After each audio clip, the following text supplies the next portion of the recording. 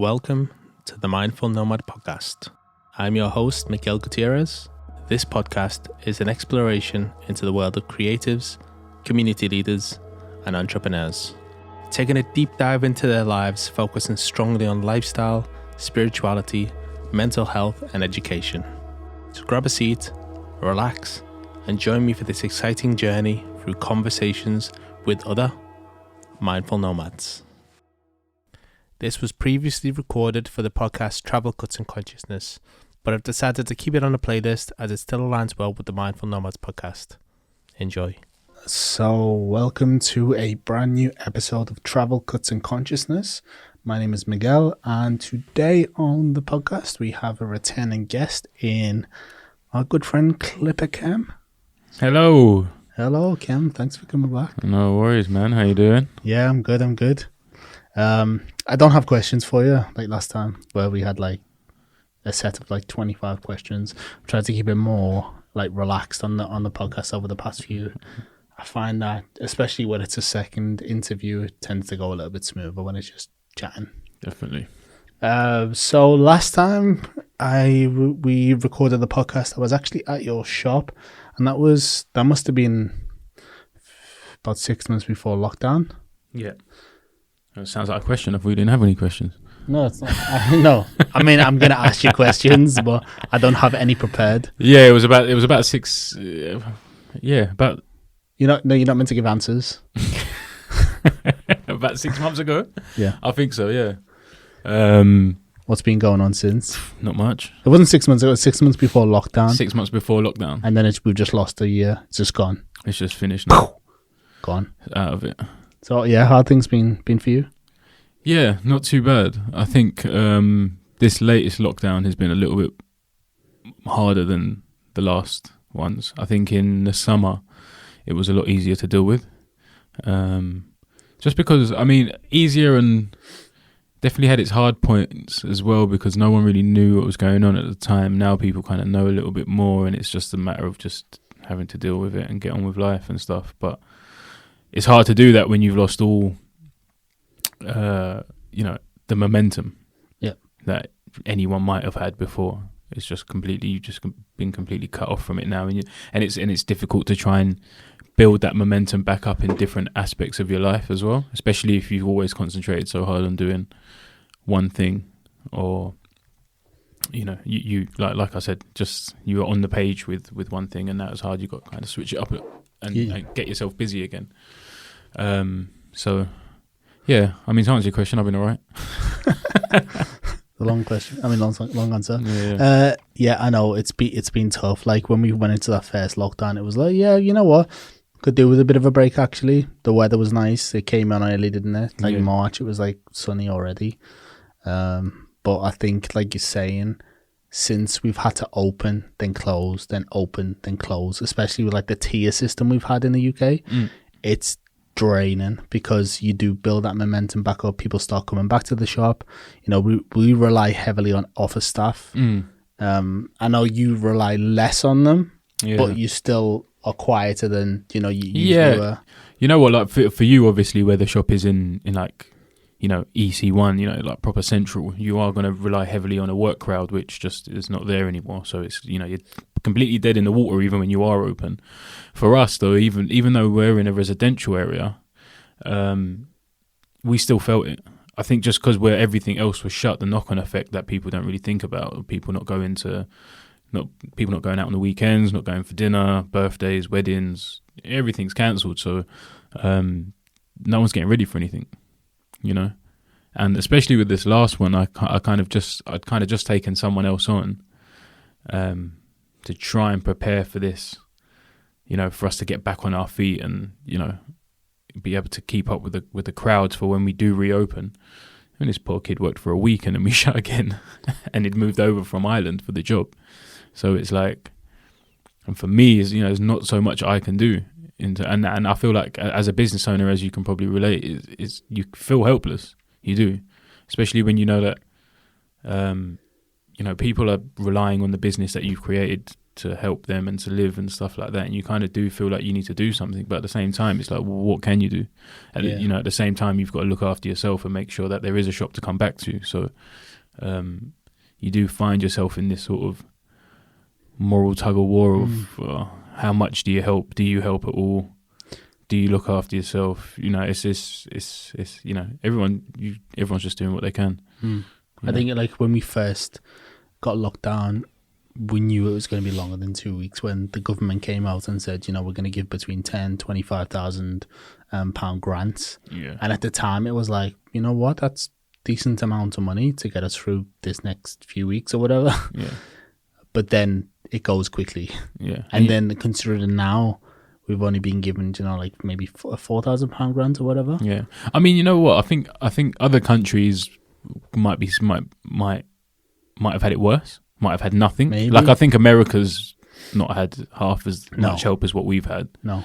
And maybe debt is being created everywhere. Yeah, it really is. I think most people are in the pockets of the government now, without getting into the whole why we think what's happening is happening and all the rest of it. It's like, I think there's a few obvious facts now that are out there. Well, I was thinking in regards of like having staff, you know, like because we're not getting as much help from the government now as businesses, you know, we can't take that money that we've been given for granted. So it's not like we can just hand it out to the staff. Yeah, exactly. You know, to need money to live in London. Yeah, it's not a cheap place to live. No, it's not. Just your rent alone, and you know, when a share house is what £700 to £900. It's you know, that's the only kind of money that hasn't stopped moving, is it? It's you know, money to landlords and bills and stuff like that. Even though you're not in there, you're not doing anything. Everyone knows that you're shut and you're forced shut. It's just it's a real hard one to get your head around, especially when you've got a whole load of people that are. There is definitely a divide in the people.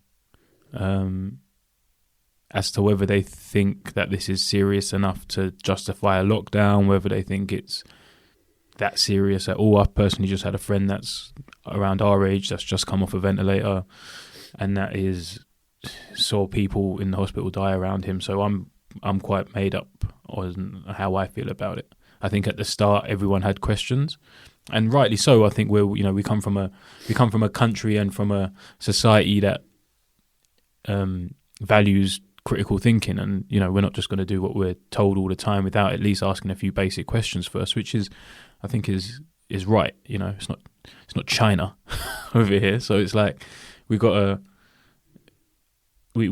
the questions, but I think everything's pretty much in the light now as to how serious the situation is, and the fact that no government really knows how to handle it. You know, it's a completely new situation. So I think people's minds keep on changing, you know, from the start. I mean, at the start, everyone was kind of like, what is it? You know, where's it going to go? And then, you know, slowly through the motions, like I know people who were sick of it quite quickly, and now they're terrified of it. You know, because obviously, like yourself, I've gone up and down, you know, I've fallen in and out of rabbit holes. Yeah. With this stuff. Like, I hold my hands up to it, and my opinion has changed. Go on then, hold your hands up. Hold hands up. For those at home, my hands are up.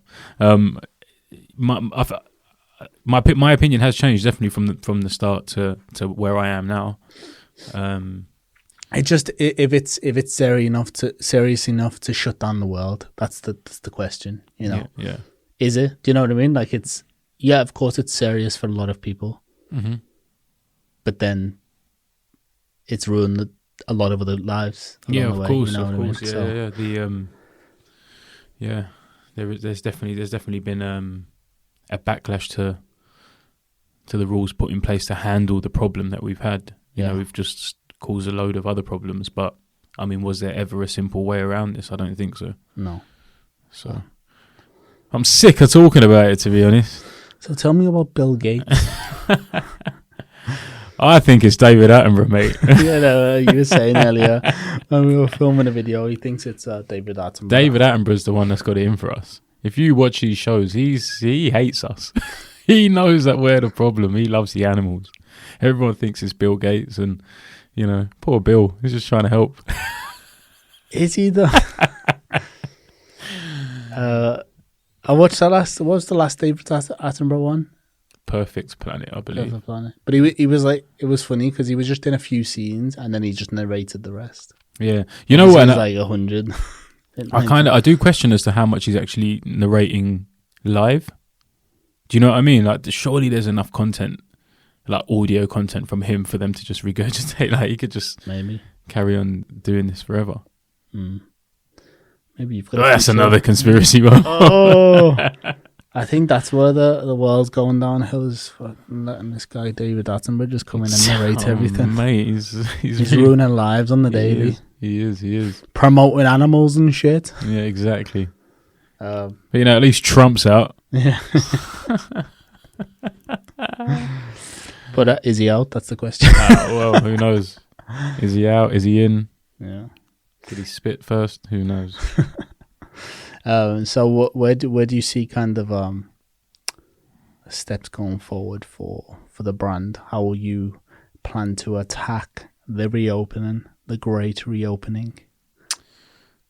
Because obviously everyone's got a different mentality now to a year ago. You know, some people are demoralized, and you know what? I think being demoralized at this point is quite normal. I think if you're not demoralized now, there's, you know, you've got too much going on. I don't know, but it's just one of them. I'm definitely feeling it. Like, coming up and seeing you has helped with mood and just change your settings and change your scenery a little bit. This is work related. It's very filming, work related, yeah. And, you know, we saw each other not too long ago. Been tested not long ago as well, so it's all. I've had it. It's all above board. I've had it as well, but I mean, variants. It's all dangerous. The new strain. Yeah, exactly. But yeah, I think it's very normal to be demoralized. And in terms of plan of action, to be honest, just kind of trying to pick up where we left off, rather than, you know, having some big new plan. I'm actually trying not to make any plans at the moment because everything just seems to be getting cancelled. It's like, you know, I think the last lockdown or the lockdown before, whatever, we maybe had plans, be it either friends or work or whatever, we had plans, and then, you know, the day after you make the plan, something happens and a date changes or something gets cancelled or you're not allowed to fly now or something. So I'm kind of done with the whole planning thing for now. I've always got ideas, and when the time's right to execute those ideas, I will. But in terms of like making plans and setting dates, I feel like it's just done. Yeah, it's a little bit lost. What did you have any realizations over the lockdowns about, like, what things you want to aim for in life, or, you know what I mean? I know I was like, I want to live my life to the best because freedom is taken for granted a lot. YOLO sort of. YOLO sort of concept, yeah. Yeah. So 2018. Yeah. So basically, I'm Chris Brown. Yeah. You're Drake up in here. Yeah. Sorry, what was the question? What do you want to do with your life? What do I want to do in my life? What do you want to be when you grow up? You know what? Just go back to normal now. Like, just small goals. You know, small and steady as we go. Like, I'm not trying to, kind of get back to normal, get back on track with everything. Have a holiday, see some friends. You know, have a group meeting of more than 2 people or whatever would be nice. Just get back to normality, really. I don't really want to accept this new way of life. Like, fuck that. I'm not. I do believe that the world and the country will get back on its feet and things will be okay again. You know. Just funny to experience something like this in our lifetime. You know what though? It's I suppose something like this is kind of always on the cards. Was always on the cards. People have been speaking about, you know, those that were in the know have been speaking about it for years. There's been so many books written on it.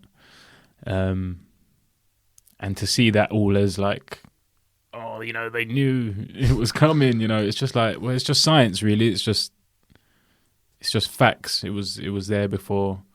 Nothing, no one can stop something like this from happening, you know. Yeah. It's just about how you deal with it, which I don't think anyone was really Too much money spent on war, mate. Yeah, I mean, we spend a lot of money on war, and then they're complaining about how much they've spent on a vaccine. Vaccine, all this and PPE and stuff. The amount of money they just blown on the Nightingale hospitals and stuff. Like billions and billions and billions. But if you, I mean... And now they're taxing everyone. They're raising the taxes on everyone with the working class. What's the film called? Is it with Jonah Hill? Money Dogs? Is it the one? With the war criminals? Yeah, where they bid on the thing. I don't think it's Money Dog. Anyway, you all know War Dogs. War Dogs. There you go. So. I mean, I think there's a scene in that where they say it costs 1,600. Is it 1,600 or even more? Maybe 6,000 to kit out a one US soldier. You know, so when you take basic numbers like that, just face value, and then you see how many soldiers there are. I mean, we're not even talking about missiles and all the other stuff that goes into like a war. And then you think, fucking hell, man, if we just took like a little bit of that money and spent it on preventative measures in terms of like, you know, the possibility of a pandemic or something, you know, we might not be in this mess, but you know, who knows? Even like the warships they buy, like hundreds of millions. Yeah. But so when I was in Vietnam, I was on a when I was in Nam. Yeah, back in Nam, I was on this Halong Bay boat trip, right? And I was with these couple of American guys, and they were both ex-military, and they said that they I think they were Navy, and they said that they'd go out, you know, and test missiles, and these missiles were like 2-3 million a pop, and they were testing them. They weren't even shooting them at anyone; they were just testing them into the ocean. And you just think, what's going on, man? Why? I mean, they'll know the US spend like trillions. Yeah, it's just, you know, it's kind of when you just hear of these the numbers in sort of. In these sort of passing conversations, be it how much a soldier costs to kit out or them firing a missile into the ocean for nothing, it's just like, it kind of puts things in perspective a little bit, you know? But anyway, Tupac said it first, not me. Yeah. Such a depressing podcast. Sorry if you have to listen to this. Sorry we decided to do a podcast in the middle of a pandemic. We literally got nothing to talk about. No. It's like, War Dogs. Yeah. David Attenborough. Yeah, David Attenborough's out for us, man. Are you watching anything good on Netflix? That's how you know the conversation's gone dry, when it starts going to like a Netflix. Yeah. What are you watching on? Well, the Queen's Gambit is a pretty good. Yeah. No, pretty much Cobra Kai. You know what? I think I watched 2 episodes of that, and then I was like, "How is this popular?" Maybe I need to Did you watch Karate Kid? Yeah, of course I did, but this isn't Karate Kid, is it? But I'm gonna stop this podcast now. Yeah, I don't know. I feel like if everything starts getting back to normal over the next couple of months, once the vaccine's obviously rolled out, then hopefully we can kind of kick off with our lives again. Yeah, I'm just looking for. There were certain things like I started getting bored of, like events, like hair and barbering events. Yeah, but now I'm looking forward to going to some. Yeah, you know, just to be inspired and meet up with people I haven't seen. Yeah, we literally, a lot of people haven't seen friends.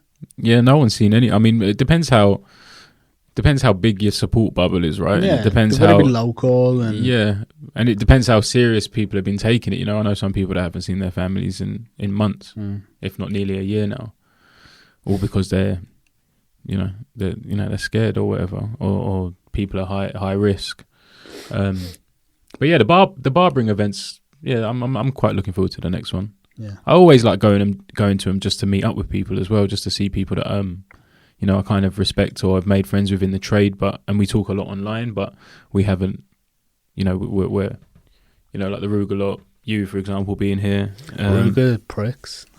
Them fucking wankers. I was just going to say that again. Ruger are dicks. But there's a lot of people that I'm looking forward to seeing. Yeah, it'd be good. It's always a laugh. How do you think the industry is compared to maybe when you first started doing all this project? Because you came in before it really kicked off. Yeah. And now we're here on the other side where it's kind of died down a little bit. I was like at the, not like an egotistical way, but I was there at the boom and probably helped some of it You in definitely terms of helped. connecting like worldwide kind Yeah. of barbering, and then obviously scoring were a huge thing. We spoke about that before. Yeah. But I was speaking to with Pete the other day, Cutthroat Pete, so Mm. his podcast to be on before this one, about how we kind of don't know where the industry is. Mm. You know, we started with this like camaraderie, and everyone was like, "Well, there's barbers like, internationally. We're all similar. Like we love it, going to events and meeting new people." Then they went through with like the whole classic barber thing. It was a big hype, and it kind of just carried on growing from there. And then I don't know, that kind of died out. It became more natural, and then things just got really weird in terms of creativity. Not like saying it's a bad thing. I'm not saying, you know, certain people are bad haircutters or anything like that, but they're definitely not my kind of style of work. And I feel like, I feel like I feel like it's in this like weird little, I mean, the pandemic hasn't helped, but it's in this weird little capsule where it's like, it doesn't know which way it's going to go. It's obviously crossbred a lot with hairdressing now. And I think that's not a bad thing. Like, you know, obviously the barbers have stepped up the game in terms of technical skills, but then has barbering lost its What it's about. Yeah. You know, I'm not saying everyone has to shave and do beards, but that is a lot of what barbering is. That what separates barbering. Yeah. But you know, there's people who openly say like a men's hairdresser, which is also fine. It's kind of like in between, and they still might shave. But I just feel like I don't know where it's gonna go. Like it's the hype thing is past. I'm worried that we're so oversaturated now that prices and competition's gonna start to make the quality go down. Yeah. Because obviously the shops opened up. I mean, maybe the pandemic will help with that, like filter out the crappy shops. But I feel like we don't want to end up back in that 60s, 70s where, you know, barbers started to charge less to compete with each other because there were so many barber shops. And then barbering becomes this chop shop thing again. Yeah. It's weird. Yeah, I agree with you with it kind of went to a weird place. I feel like I'd have to agree that you and Scorum definitely helped the boom. You from like and both quite authentic. Like if you've ever met the Scorum guys, like I don't feel like there's anything fake about them boys. As flamboyant as the whole project may seem, like if you go and you meet them, like it is them. Yep. And with you and you're traveling and wanting to meet other barbers and really sort of have the hunger for it, like it is all quite authentic. And then it kind of obviously, and then that paved the way for the boom that happened. And then it all just become really dramatized, you know, and then it was just like a lot of content creating and like a lot of dancing around people before you cut their hair and all this kind of stuff. And I'm just like, oh, what's going on now? Like smoking vapes. Yeah, vaping on people's heads and using a lot of color, like enhancers and, you know, all that kind of stuff. And it really like, not for me, but it and not, and when I say not for me, not in the sense that I didn't do it, but I don't do it, but I'm not a fan of it either. But it really did take off. You know, that was the thing that was getting a lot of attention, and it was like, if you're not doing that, people didn't really want to know. But for me, and I know for you as well, that's not barbering. That is not what barbering is about. No. You know, spraying hair onto people, on using enhancers, and you know. I worry though by saying that we are, you know, being negative about the growth of an industry. Do you know what I mean? Like, it's not what barbering is to us, because obviously we've been doing it for 17, 18 years. Yeah, but no one was trying to reinvent, like, people are trying to reinvent the wheel with it. Yeah. You know, with something that, you know, if it's not broken, why are you trying to fix it, sort of thing? Like, why? Like, and people are within their own right. They're allowed to do whatever they want, but with this dramatization of the trade came really, really big egos, really big price tags, and like you said, oversaturation of the market, because now there's 100 different ways of doing a haircut. You know, rather than, you know, let's stick to the core things of what a barbershop is, which is, you know, a community hub, doing it because you love to do it, not doing it because you think you're going to earn loads of money. Which is kind of what it's become for a lot of the new guys coming in now. They feel like it's fun and I'm going to earn tons of money, which still isn't really the case.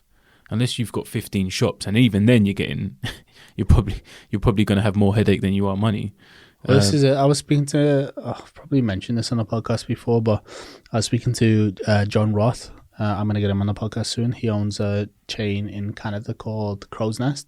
Oh, yeah. And on a drive down to his, he picked me up in Canada when I went to visit. And we were talking about it, and we were like, some of our barbers earn more money than us. Yeah. You know, because when you open in a barbershop, you always think when you're younger, or open a barbershop, that's how you get the money, whatever. It's just headache.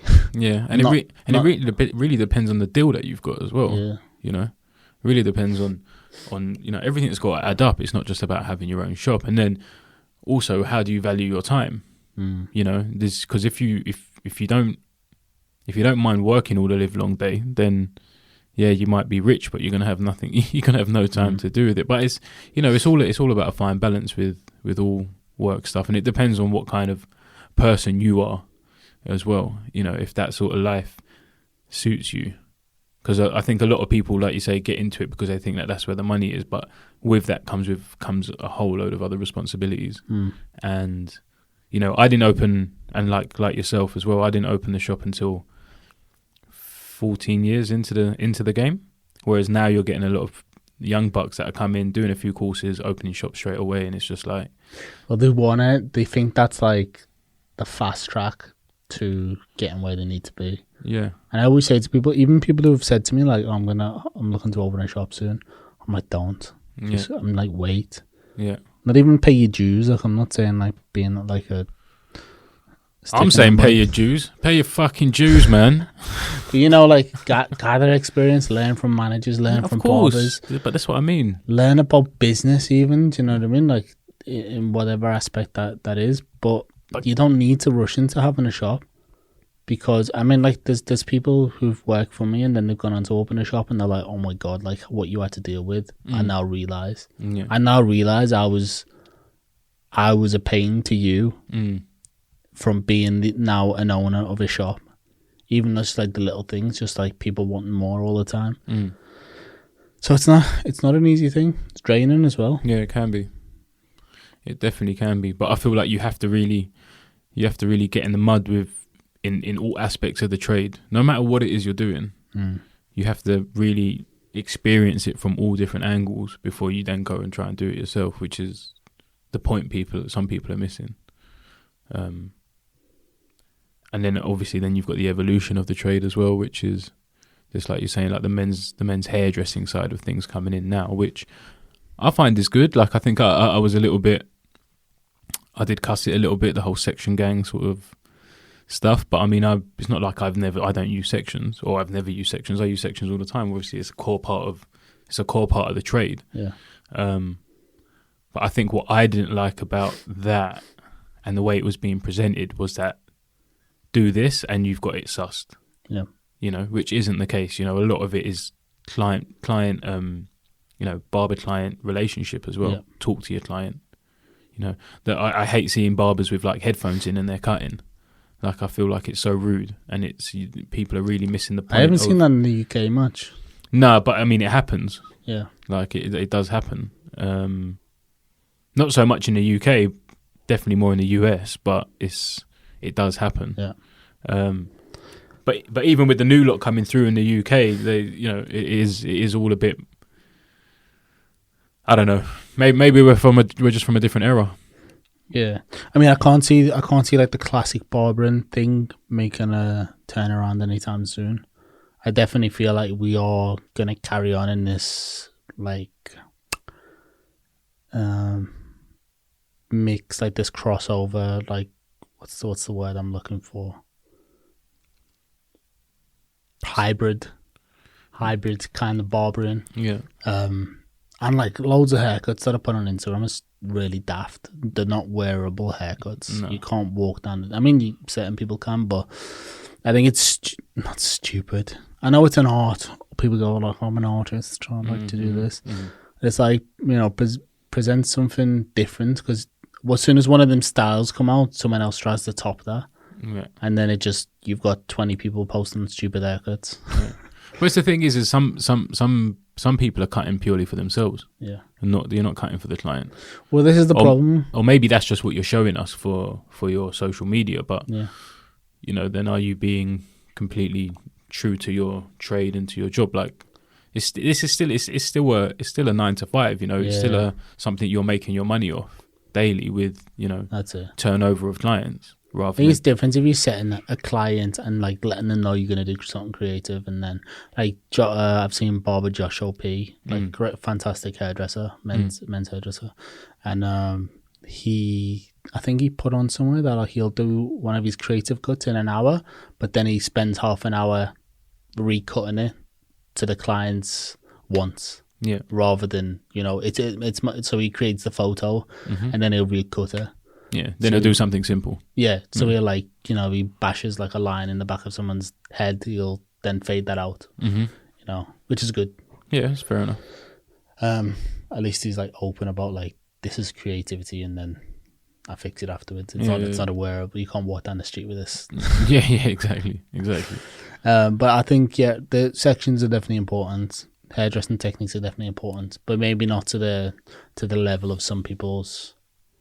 well, not to the level of what some people may focus on. Yeah, I think some people... sometimes it's spending a bit too much time faffing about. Yeah. I mean, it's not always doable in the shop. Yeah. You know? And not every haircut is rocket science. No. You know, which is what some people do to then maybe sell a course or something, but... You know, do what you got to do. Do what you got to do. It's a hustle at the end of the day. Yeah. Well, that's it. Like, you got to stand out in this industry, and it is massively oversaturated now. You know, I like there's so many young kids coming through now, and I have no idea who they are. Yeah. And it's hard to keep up because you're looking at, you know, how many countries in the world that are on Instagram, and there's just there's so much phenomenal talent. You see like 13, 14-year-olds now, and they're like, the bio says like 14-year-old barber, and they're amazing. Yeah. It's insane. And there's like there's loads of talent in Russia. Yeah. Russia's really boomed, man. Yeah. Russia, since the last time I was there, it's gone nuts. It's gone nuts. They really do sort of go big or go home sort of thing in every aspect. The events are huge. Events are mad. The last event I went to, which I don't even think was the biggest one, I think they've got another one out there that is even bigger than that, but that was just like literally a song and dance. And the competitions that they kind of hold for themselves and stuff is crazy. But yeah, a lot of talent, a lot of good talent. I mean, especially from these really young guys and girls that are getting involved. I mean, if you're doing proper haircuts at like 14, 15 years old, like, something I can kind of respect, because that's when I started as well. So I can, like, if you're doing it from there and you carry on, you're going to have like a real nice healthy career going forward, and you definitely know what you're getting yourself into by that point. But I worry that people going into it too young. I mean, I was like 16, 17, but going into it so young and then peaking. Yeah. Like, I mean, you can get to a point where it's like, but I don't think. Do you ever peak? Like, I don't think you really. I think this is a thing. But that's what I mean. Like, when it comes to creative people, if they're phenomenal at 16, 17, they'll get bored by the time they're 22, maybe. Yeah, but I think the angle changes. So I think if at 15, 16 you're peaking in a certain area. So let's say the practical side of what you're doing. So be it the actual barbering, hairdressing, shaving, whatever it is. That by the time you're 22, you're ready to maybe go traveling and maybe see how other countries do it. You know, the same story as us, you know, or maybe you'll open your shop a lot younger than anyone else has started their business because, you know, friends might still be in uni and studying and doing whatever, but you've already had 6 years of being in a trade where you can now open a business. I still don't recommend anyone open a business at a young age. I just don't. I feel like there's definitely so it's many. Like getting married very young, you know. Yeah, it definitely is. Yeah, it's just like it's. There's just so much to take from working for someone else. Yep. There's so much. There's definitely a lot of upsides to working for someone else, and definitely including learning what not to do. 100%. Yeah. I probably learn more of that than what to do. Yeah, definitely. Definitely. So I think that's one bit of advice, is just to not rush. When it comes, it comes. Like, I had loads of people offering to back me when I was young, when I was like 21, 22.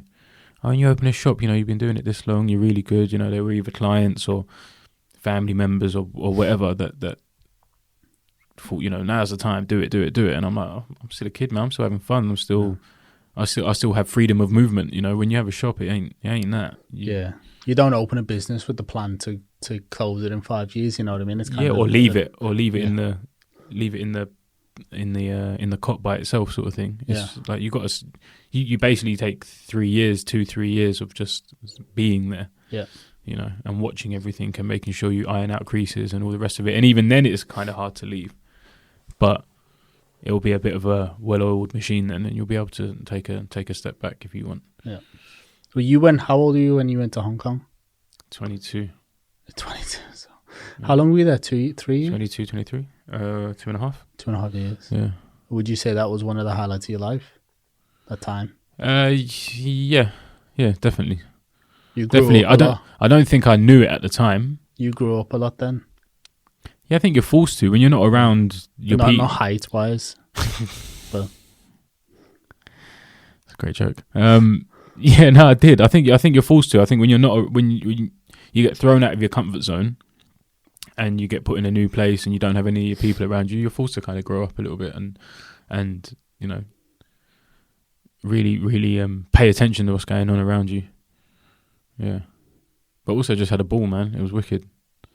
Wicked. What would you say is like, if some of the other barbers are thinking about, like you obviously just said it was a good thing, but any advice for young barbers who'd want to live abroad? Secure the job before you get there. You must get messages from people who want to do the same and come to London. Yeah. Who haven't even bothered to look up the visas. Yeah, man. All the time. I'm sure you do as well. Like, it's just crazy the amount of people that are like, oh, whenever I put a job out, an advert out for a job, the first people I get are people that aren't in the country. Oh, can I come work for you? Can I come work at the shop? I'm like, yeah, cool. Can you come for an interview this week? Oh, and I know they're in Portugal or they're in Brazil or they're in wherever the hell they're messaging from. But I'll just say, cool, can you come for an interview next week? And they'll be like, oh, cool, I'm not there. I'm like, well, what are you messaging me for? Come to the UK and then, and then we'll talk. But I don't know what they expect. Like, we're not like, no barbershop. If bar maybe one or two are like these huge companies that are going to like bring you over and give you a package and, sort out your visa UK, for you. It's pretty much undoable. Yeah. You need to be like earning over 40k, which is obviously not going to happen. Yeah. So I'm not going to get a stranger off the internet a sponsorship. Yeah. It's like, but they haven't bothered to do the research. That's I just kind of ignore it now because I do get people who message from like the States, and I'm like, because they think they can just come over. It's just possible. Yeah. Like, I've been thinking about moving to the UK. So, well, get a visa or like get married to someone. It's near enough impossible unless you came like a student visa or something. It's crazy, man. I feel really lucky in my sense then, like now that we've kind of just gone over that, because Hong Kong, I didn't move out and get the job. I was working for the company here, and then they opened up in Hong Kong, and then they wanted me to go and be sort of the OM out there, and it happened and then they set everything up, and my deal was solidified here before I got there. The operations made, yeah. Exactly that. It's cleaning, basically. But and anyone else that I met out there that was working, a lot of people in Hong Kong got sent out there with their current jobs from wherever they were, be it Australia, UK, America. But you did get a lot of people that kind of turned up and then were looking for jobs, and they were the guys that were kind of stuck. They were in like a bit of a travel limbo, and they found somewhere that they wanted to stay in. And I think some countries are a bit easier, but I know like obviously there's corporate backing with the company you worked for, because I used to work with them. Yeah. So I know that whoever bought the franchise or that licensing or whatever over there, obviously they're not they're not short of cash. No, and they had experience with that sort of Yep. moving people around and visas and all that sort of stuff. So for them, it wasn't even like a thing, you know. They just done. yeah, they just knew what they were doing, and they knew how to do it. More importantly, Mm. yeah, man. What would you say that some of the negatives of spending time abroad, apart from the obvious like seeing family and stuff? I'm not sure there is many negatives, to be honest. No. I think the only negatives that you'll probably think are negatives that aren't really is like the whole FOMO thing. Is the whole like you're missing out on like a birthday or a wedding here and there, or Always gonna get that though. Yeah, and you I can get it sometimes, like just looking at people in different countries. Yeah, and you can always come back for them. I came back for one Christmas, and one Christmas I stayed out there, which was the first time I'd stayed away for Christmas. Like, I stayed away from family for Christmas. I'm sure you probably spent it with other people who were without family. Exactly that. Yeah, exactly. In the homeless shelter. Yeah, exactly. Eating our vegetable broth. But no, it was good. It was an experience. It was all a part of it, and it was kind of a plan in my head that I would come home for one, and I'd stay out there for one, and to experience maybe long. Yeah, man, just to while you're there, just see what it's like in another country. But I don't think there's any downsides really. I think it's definitely easier to do it when you're younger. As you get older, your priorities definitely change, and staying closer to home just becomes a little bit more top of the pops. But and we're better than the actual shop your mum had, and then move in above. Yeah, exactly. Not to tell everyone where you Yeah, live. cheers. He doesn't live there. Yeah. Don't knock. Yeah, I mean, I'd never actually. I went to Australia, did a year over there, so that was pretty cool. Yeah. But obviously, it's a little bit easier to just go traveling over. There you get like your work holiday visa as a British person. I did 6 months in a men's hairdressers. It was like a new concept there. Barbering just wasn't a thing in Australia at that point, apart from like the old Greek barbers or Italian barbers. Yeah. Like proper old school shops. So it was weird. Like, and I almost opened the shop there. We wouldn't have ever met. Yeah. Or like, in my life would be totally different. But like, I literally like almost put a deposit down on a shop because I was like, barbering is going to kick off here. And then, a few years later, the barbering boom. Yeah. Funny how things work. Yeah, man. Wow, a life without meeting you, that would have been nice. Where would everyone's lives be without the Nomad barber? Bastard. Nah, it's like I've said before, man. You're a bit of a directory. You're a bit of a yellow pages for the barbering world. I met a lot of racist. I've met a lot of I met a lot of people through you, man. Like all my people in Singapore, I know because of you. Oh, of course, yeah. I forget sometimes. Like I'd like people meet people through people. Yeah. But yeah, I think between 2013 and 2016, a lot of people met people through me. Yeah. Because you were doing the traveling for us. Yeah. You know what I mean? So like, you'd already gone and made the introductions. Yeah. They'd seen, I'd seen their video. I'd seen the video you did of them. They'd seen the video you did of me. And then it was like, it was easy. You can find that video on onlyfans.com/KipperClem. Yeah. Pornhub.com/perfect barber dick. But yeah, you went over there twice? No. What, Singapore? Yeah. I've been over a few times, man. No, to work. Oh, to work? You did that. You did like a working for that whatever that shitbox place. Yeah. It was one place that weren't so well, but the other two. But that was like a consultation thing, wasn't it? Like 6 weeks or something. It was 3 months. Was it? Yeah, man. Did you you didn't last 3 months, or did you? No, I fucked them off after like maybe 3 weeks. Yeah. And stayed out there for the rest of the time, basically. Because I don't think it was even 3 months. I think it maybe was even shorter than that. But I'd been out to work there maybe 2 or 3 times, including that. Yeah, for like weeks at a time. That was for months at a time. Yeah. But yeah, I think I've done about probably 4 months in Singapore in total. Like everything added up. Right, the Panic Room. Mainly Panic Room and Hounds of Baskervilles. And then the last time I went, a lot of the Hounds boys had gone to Grease Monkey, so then I went. Did you work there? Yeah, I did a couple of days at Grease Monkey, man. Cool. The thing is, all my mates in Singapore are either barbers or tattoo artists.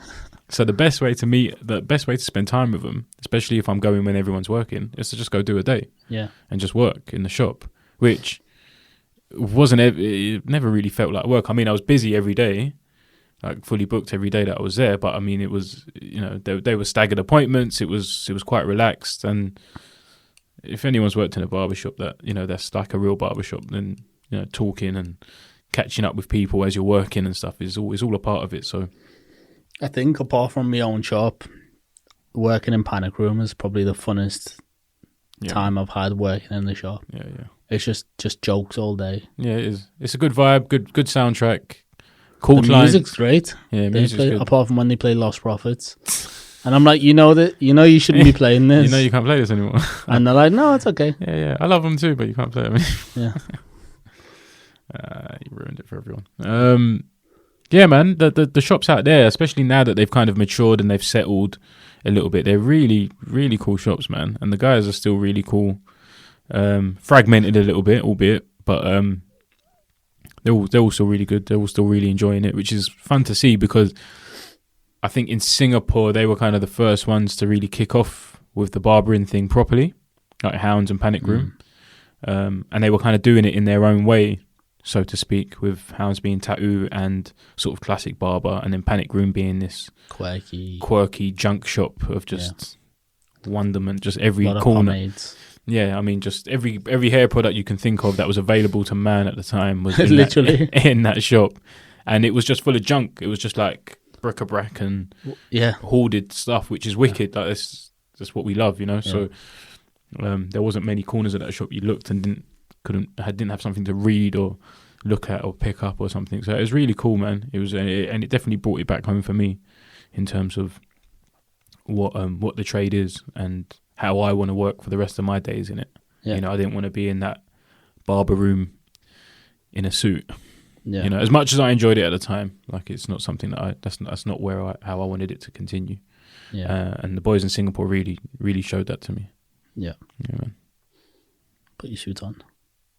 I think that's what, when I was working at the shop we worked at, but at different times, in that little room, I don't think I ever wore a suit. I was just in like all black. I look like a waiter. Yeah. And I was only like 20, 21, I think. I just got so unmotivated because I couldn't see anyone else cutting hair. Yeah. That's what the people that was cutting hair, I mean, there was a couple of good people, but a lot of them were pretty old school, so I wasn't learning anything anyway. Yeah. So I didn't last long there. I was like, this is too boring. Yeah, you got to really kind of make it your own when you're in there. I kind of got to, I think at the time that I was there, the whole suit thing and the whole change of dress, I think they wanted us all in black as well. Yeah. But because I started making, I made friends with these guys that owned a really cool suit shop and like artisanal suits and ties and shoes and stuff like that. So I was like hanging out with them and they looked wicked. So what was it called? Armory. Yeah. So where I started hanging out with those guys, I then started to dress like, and it kind of fit in. It did fit in, and I was hoping that how I was dressing was going to rub off on the other guys.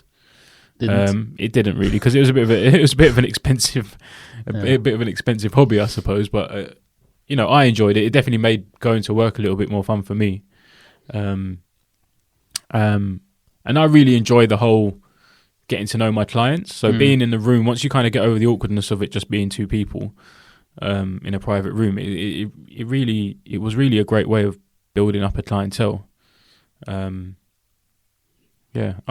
quite enjoyed it. I don't have too many bad things to say about that place, even though it's behind me and it's definitely not how I wanted to continue working, but it was definitely an experience and something that I appreciated at the time. Yeah, definitely. So, I think that's a good chat. Started off depressing, got a little bit better, talked about travel. Yeah, cool. We can cut some of that first bit out. No, we're keeping it all in. David Attenborough needs to go. He's a saint, man. He's a national treasure. He is. Okay, sick. Well, you are down here and we've been making videos, so that will all be on the YouTube channel. Yeah. This might go up before that. So, look out for the content. Klipper Cam. Yeah, baby. So thank you. Thanks, man. Thanks for having me again. Take care. Appreciate it. Cheers. See you after pandemic. See you later. All right. Goodbye. All right. Goodbye. Please, sir. Please, sir.